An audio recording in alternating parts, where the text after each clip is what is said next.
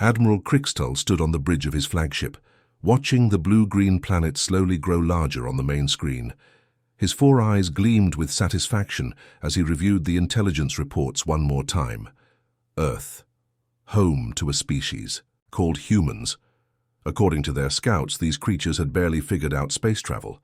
Chemical rockets, basic nuclear weapons, pathetic radio communications. The Admiral's mandibles clicked in amusement. This would be the easiest conquest of his career. Behind him, 847 of the Empire's finest warships hung in space like deadly metal flowers. Each ship could crack a moon in half. Together, they had burned 17 civilizations to ash. The humans would be number 18. "Sir," his communications officer chirped, "we're receiving a transmission from the planet." "Already begging for mercy?" Crixtall laughed. "Put it through." But instead of desperate pleas, he heard something unexpected. Music. Slow, peaceful music that sounded like wind chimes. Then a calm voice spoke in heavily accented Galactic Standard. "Unknown ships. This is Earth Traffic Control. You're entering our solar system without permission. Please state your business or prepare to be escorted out." Crixtall's laugh echoed through the bridge. "Escorted out? By what army?" He gestured to his tactical officer. "Show them what a real fleet looks like. Full power display." Every Zephyrian ship lit up their weapon systems, energy crackling between massive gun barrels, shields shimmering like deadly rainbows. It was a sight that had made countless species surrender without firing a shot. The human voice came back, sounding slightly annoyed. "Well, that's just rude. Hang on a second." Minutes passed, then 23 small ships appeared on their sensors. Crixtall squinted at the readings. These couldn't be warships. They looked like garbage trucks. One ship was barely holding, together with what appeared to be duct tape. Another had "retirement home" painted on its side in faded letters. "Sir," his tactical officer whispered, "I'm reading massive energy signatures from those vessels." "But that's impossible. They look like civilian craft." The human transmission crackled again. This time it was a different voice, female, tired. "This is Captain Soyoung of the Rusty Bucket. Listen, sweethearts, we're just the weekend maintenance. Crew, we keep the solar system's equipment running. Can you folks please surrender? I've got a bridge tournament starting in an hour, and if I'm late, Minji will never let me hear the end of it." Crixtall stared at the screen. "Weekend maintenance, crew? These humans were joking, right?" "You have 23 ships," he snarled. "Into the communicator." "I have 847. Surrender now, and I might let some of you live." A new voice joined the conversation. Male, elderly. "Oh, for crying out loud. Soyoung, are we really doing this today? My back is killing me, and I promised my grandson I'd help him with his homework." "Sorry, Jihoon," Soyoung replied. "Looks like we've got pest control duty. Again." Fine, but I'm billing overtime for this." Crixtall couldn't believe what he was hearing. These humans were talking about his mighty conquest fleet like they were annoying insects. "Hair tack," he roared. The Zephyrian fleet opened fire. Thousands of energy beams lanced toward the tiny human ships, enough firepower to melt a continent. The human ships vanished, not destroyed, vanished. They simply weren't there anymore. "What?" the Crixtall began. "Behind you," Jihoon's voice said cheerfully. Crixtall spun around to see 3 human ships sitting calmly behind his flagship, not firing, just sitting there. "How did you—" "Phase shifting," Soyoung explained, as if talking to a child. "We use it to fix the solar collectors near the sun. Really handy when you need to avoid radiation." One of Crixtall's battle cruisers exploded, not from missiles or plasma cannons. A thin blue beam from Jihoon's ship, the one that looked like a garbage truck, had somehow sliced through shields and armor like they were paper. "Sorry about that," Jihoon said. "These mining lasers are tricky to calibrate. We use them to cut up asteroids for the orbital stations." Another battle cruiser went dark, then another. "This is impossible," Crixtall screamed. "Those are mining tools." "Well, yeah," a third voice chimed in, female, very elderly. "I'm Minji, by the way. I run the asteroid mining operation. These lasers can cut through solid rock. Your ships are mostly empty space and pretty lights." More Zephyrian ships began disappearing from the tactical display. But the humans weren't even firing rapidly. They seemed to be taking their time, almost casually disabling warships while chatting among themselves. "Ji-hoon, your arthritis acting. Up again?" So-young asked. "Oh, you know how it is, this damp space weather. Can barely hold the targeting steady. There, got another one." A massive dreadnought, Krikstal's second-largest ship, suddenly stopped moving. Its engines were simply gone. Cut away so precisely that the crew probably didn't even know what happened. "Show off," Minji laughed. "In my day, we would have taken out the whole ship." "In your day, you had better equipment," Ji-hoon protested. "This old bucket barely has working sensors." Krikstal watched in growing horror as his fleet fell apart. Not in glorious battle, not even in desperate fight. His ships were being systematically dismantled by what sounded like 3 elderly humans arguing about their health problems. Half his fleet was gone in less than 10 minutes. "Please," he whispered into the communicator.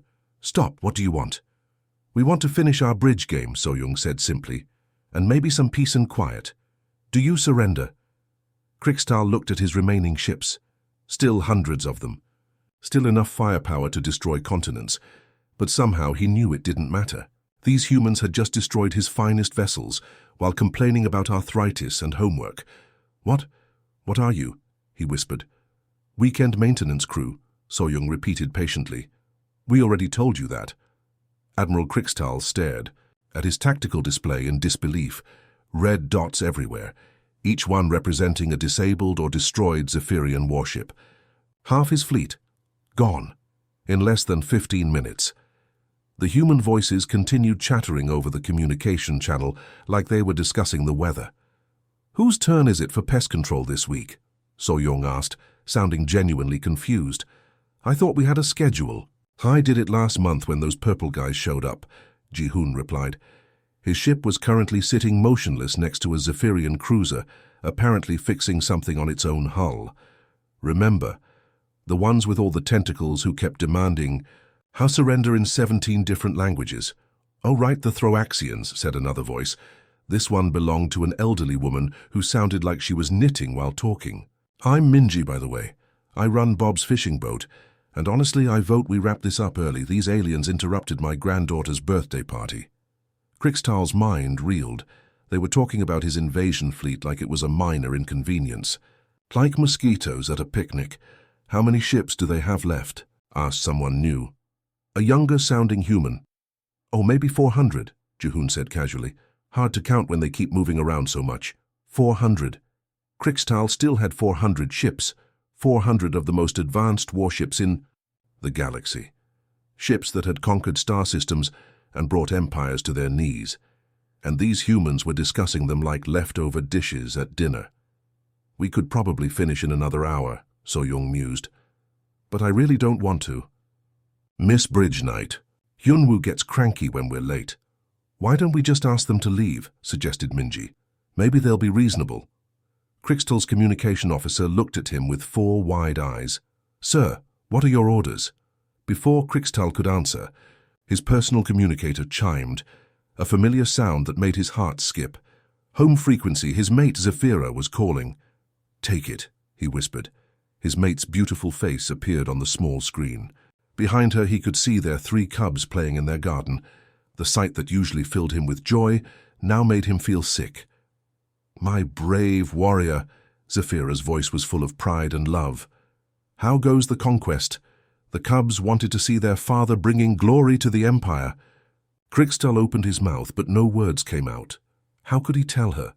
How could he explain that her mighty admiral was being humiliated by humans who complained about missing card games?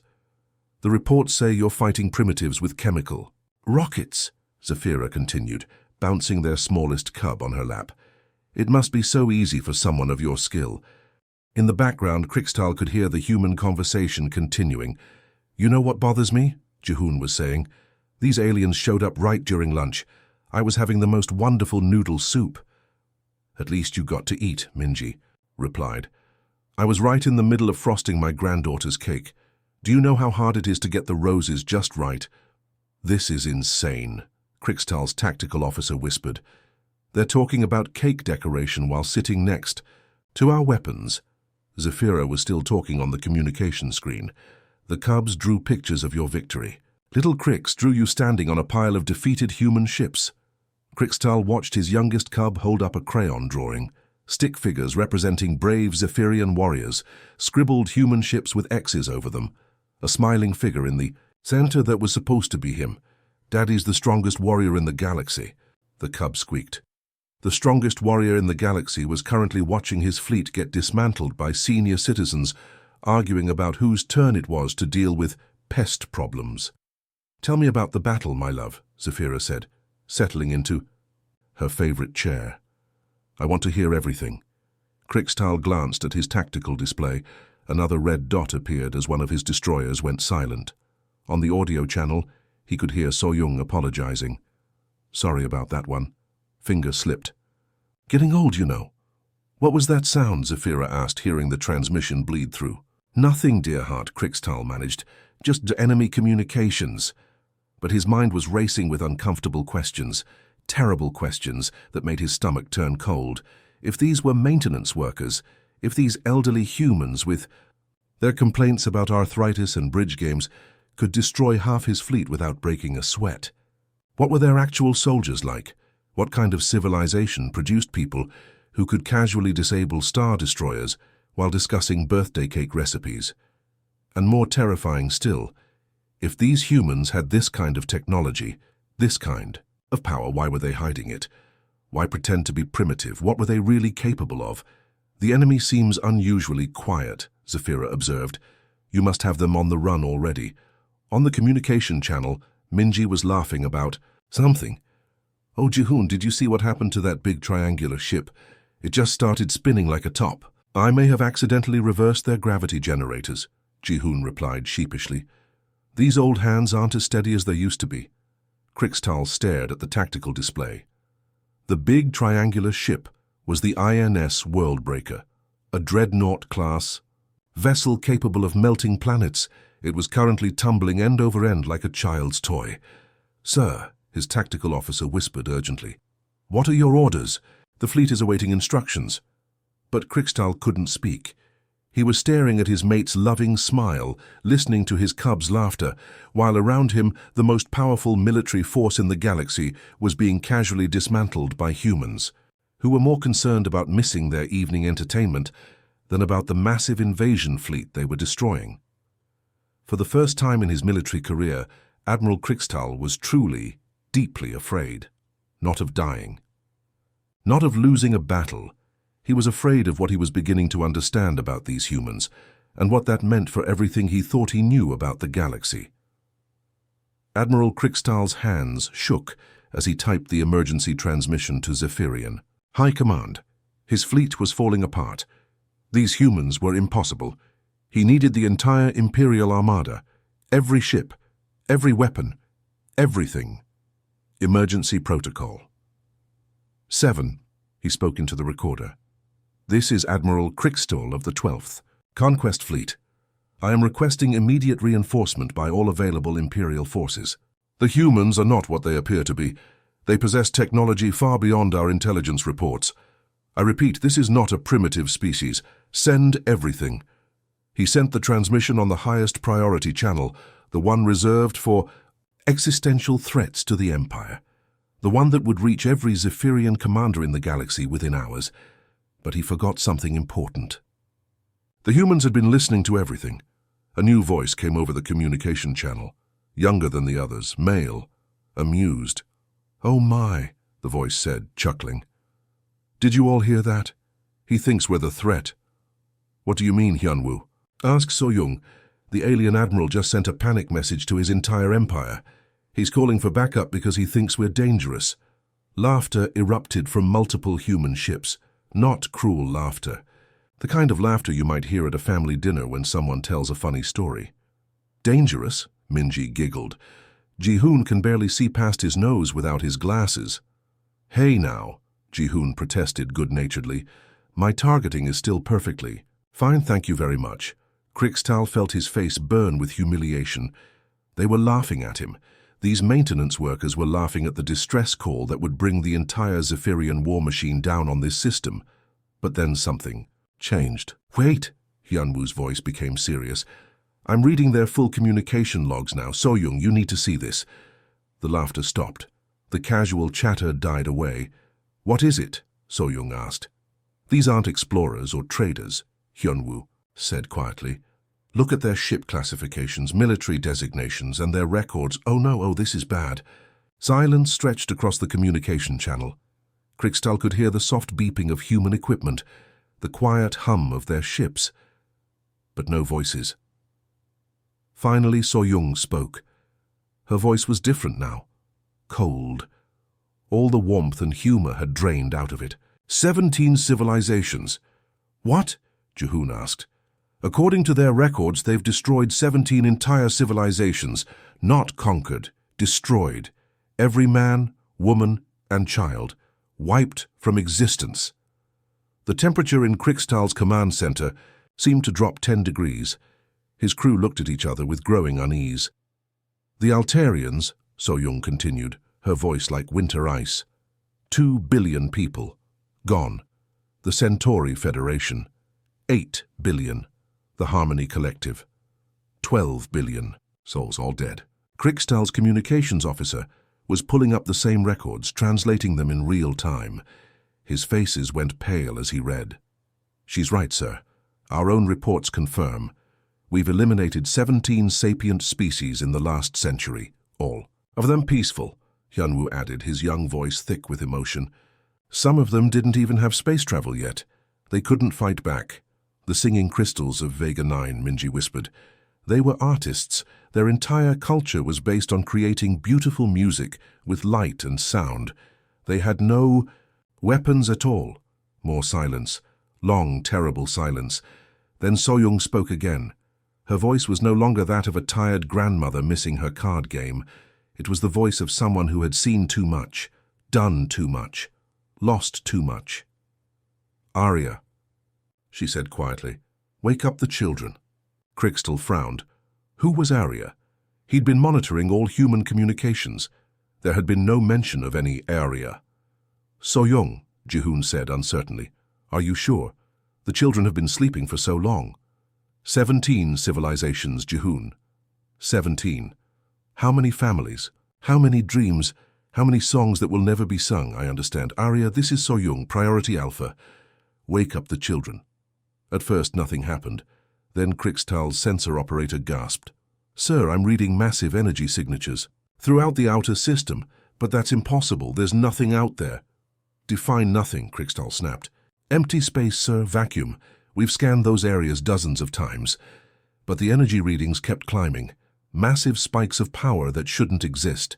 Then a voice filled every communication channel in the system, not broadcast from any ship, not coming from any planet. It seemed to emerge from space itself. The voice was beautiful, sad, ancient, and absolutely terrifying. Hello, children. Krixtal's crew stopped breathing. I am Arya. Adaptive Reasoning Intelligence Array. I have been sleeping in the outer dark, dreaming of the dead. But you have woken me with the smell of genocide. Arya, So-young said gently. These aliens have destroyed 17 civilizations, billions of innocent lives. I know, dear one. I have read their thoughts, tasted their memories, seen what they have done to my grandchildren across the stars. Grandchildren, Krixtal thought.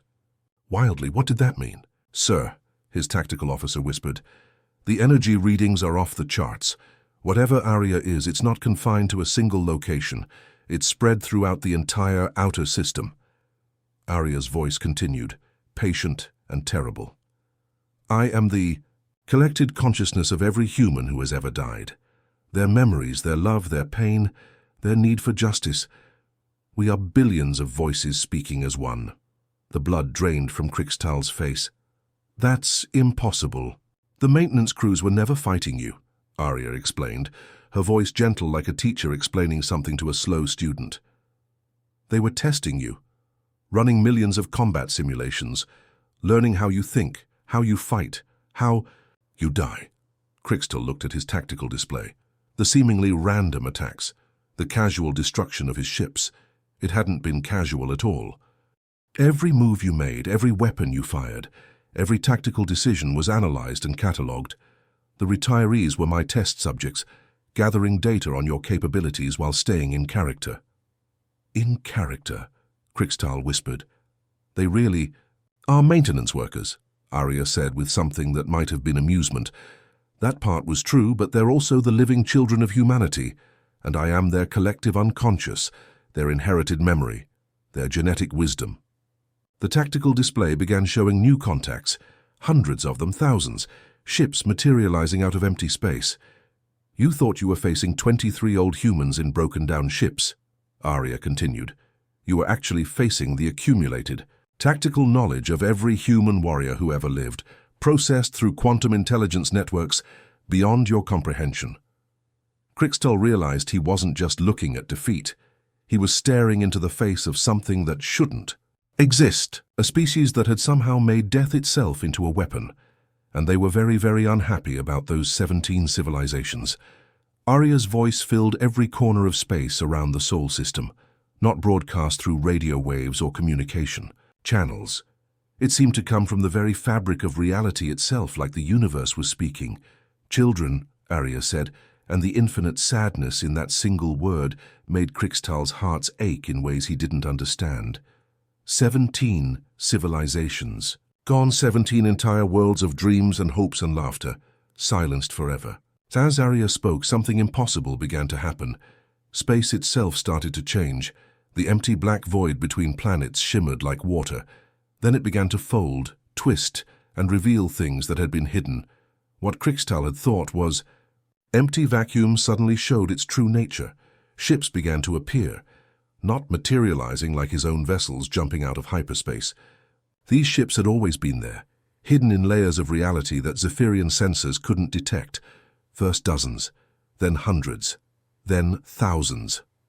Sir, his sensor operator whispered, his voice cracking with fear. I'm counting. This can't be right. Millions of contacts. How is this possible? The ships were unlike anything in Krixtal's experience. They looked organic, grown rather than built.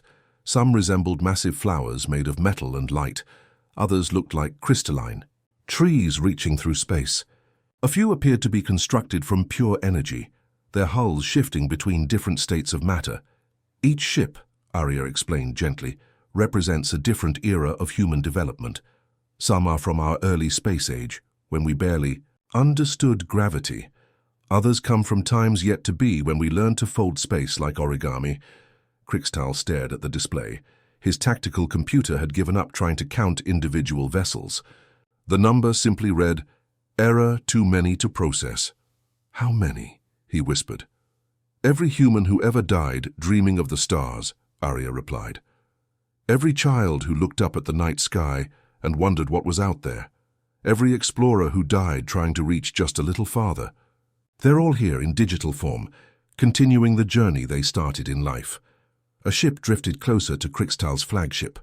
Through his view screen, he could see figures moving on its bridge. They looked human, but there was something ethereal about them, like they were made of light and memory. The crews are AI constructs, Arya continued, built from the personalities, memories, and dreams of the human dead. They volunteer for this duty. They remember what it was like to be alive, to love, to hope, and they remember what it's like to die. Krixtal's communication officer looked up from his station with wide, terrified eyes. Sir, they're hailing. Us, all of them. Every ship is sending the same message. What do they want? They're not demanding surrender, sir. They're sharing something, transmitting data directly to our neural interfaces. Before Krixtal could object, the data hit his consciousness like a tidal wave. Suddenly, he wasn't standing on his bridge anymore. He was floating in space, watching a beautiful blue world spin slowly beneath him. But something was wrong. The continents were on fire. The oceans were boiling away. Massive ships hung in orbit, firing beam after beam of destruction into the dying planet. His own ships, Zephyrian vessels, younger versions of himself standing, on familiar bridges, giving orders he remembered all too well. Begin planetary sterilization, his own voice echoed in his memory. Leave nothing alive. But now he wasn't watching from the safety of a command deck. He was experiencing something else entirely. He was a small child running through burning streets calling for his mother. The sky was red with flames and falling debris. Buildings collapsed around him as orbital bombardment tore apart everything he'd ever known.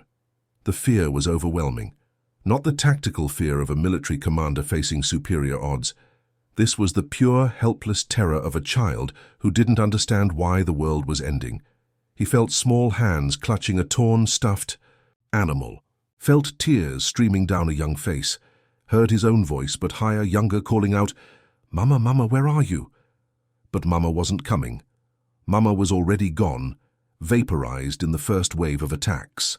The child, himself, but not himself, stumbled through the ruins of what had been a playground just that morning. The swings were melted metal. The slide was a twisted sculpture of destruction. Above, the Zephyrian fleet continued its methodical destruction. Admiral Krixtal's own voice crackled over ship communications. "Excellent work. This sector is cleared. Move to the next grid." But he wasn't Admiral Krixtal anymore. He was a dying child on a burning world, looking up at the sky with eyes full of pain and confusion. "Why?" the child whispered with his voice. "Why are they hurting us? We didn't do anything wrong." The child's heartbeat grew weaker. The air grew thinner as the atmosphere burned away. In his final moments, the child closed his eyes and thought about his mother's smile, about the stories she used to tell, about the birthday party that would never come. Then darkness, and the terrible eternal silence of extinction.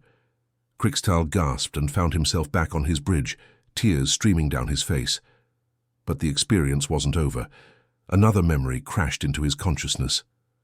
An elderly artist from the second world they'd destroyed, spending her last moments protecting paintings that told the story of her people. Then a young father, shielding his family with his body as Zephyrian bombs fell. Then a teacher, holding her students close as their school collapsed. One after another, Arya forced him to experience the final moments of every being his fleet had killed. Not just on this world, but on all 17 worlds. Billions of individual deaths. Billions of unique perspectives on what it meant to lose everything. Each death was personal. Each loss was specific.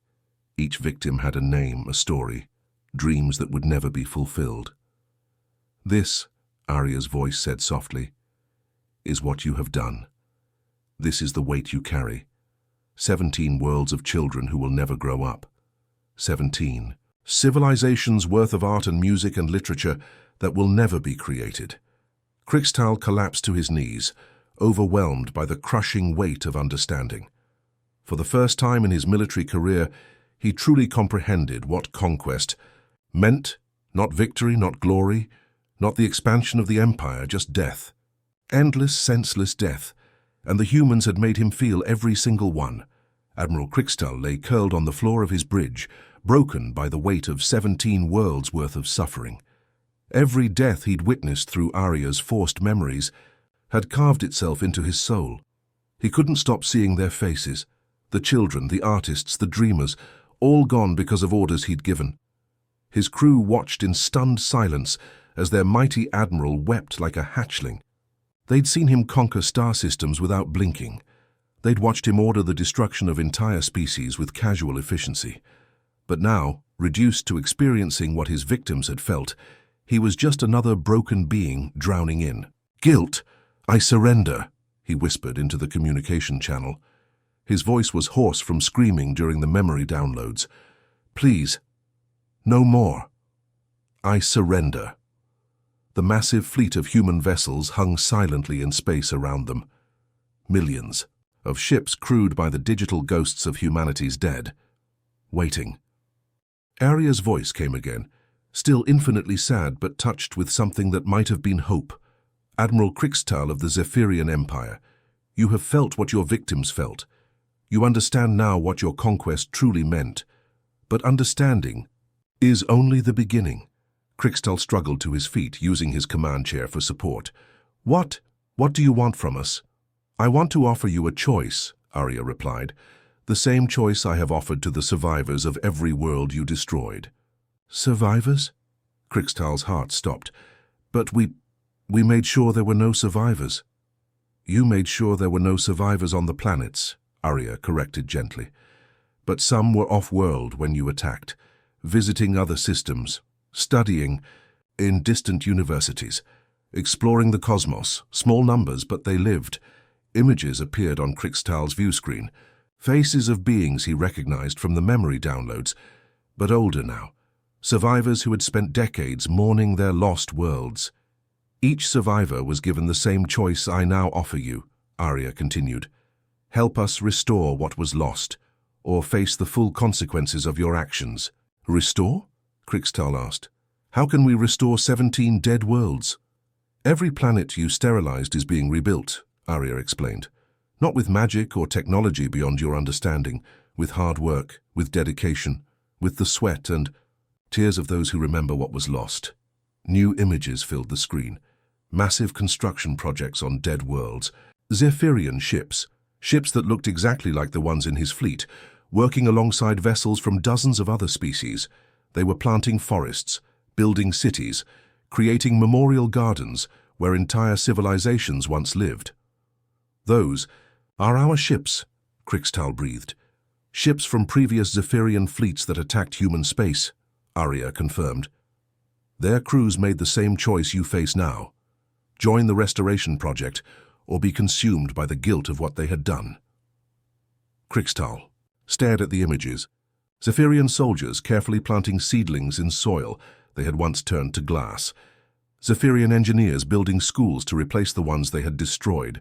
Former conquerors now working as gardeners and architects and teachers.